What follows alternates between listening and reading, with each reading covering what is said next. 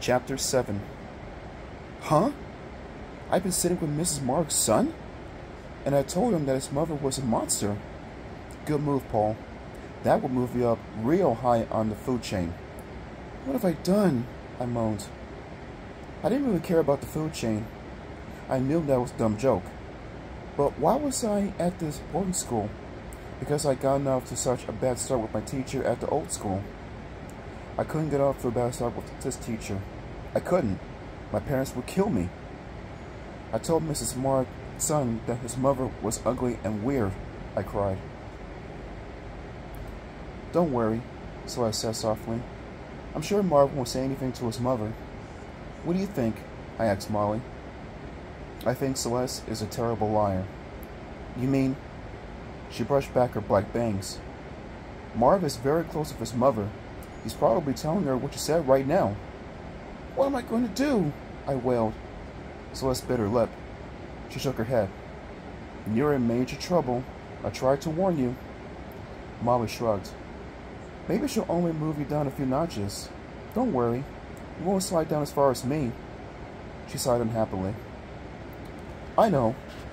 I'll go see Mrs. Mark right now, I declared. I'll apologize to her before Marv has a chance to tell her what I said about her. Do you really think it's a good idea? Celeste asked. What if... I didn't give her a chance to finish. I took off down the hall. I had to get to the classroom fast.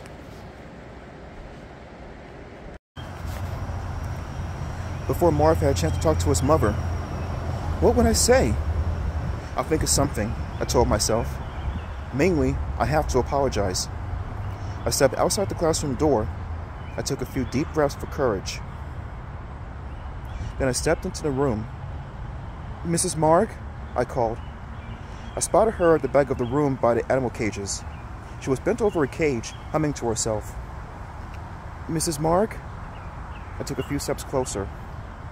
She didn't seem to hear me. She was muttering in a low voice, muttering and humming. I saw a lunch plate on top of the mouse cage. The plate had several square crackers set on it. Beneath it, the mouse stared out, twitching its pointy nose. I crept closer. What was she doing? I could hear her words now. Here comes the bottom feeder, she sang into one of the cages. Who's at the bottom now? And then, before I realized what was happening, she had the white mouse in her hand. She raised it in both hands, opened her mouth wide, and bit off the mouse's head. It happened so fast, the mouse didn't utter a squeak. And as I stared in amazement, Mrs. Marks popped the tiny brown mouse head from her mouth. She turned, carried it over to the plate, and placed it carefully on a cracker. She lifted the cracker from the plate and saw me. Oh! I let out a moan and sank back. Paul! Mrs. Mark cried. She held up the crack with the little white mouse perched on it. Paul? Want an appetizer?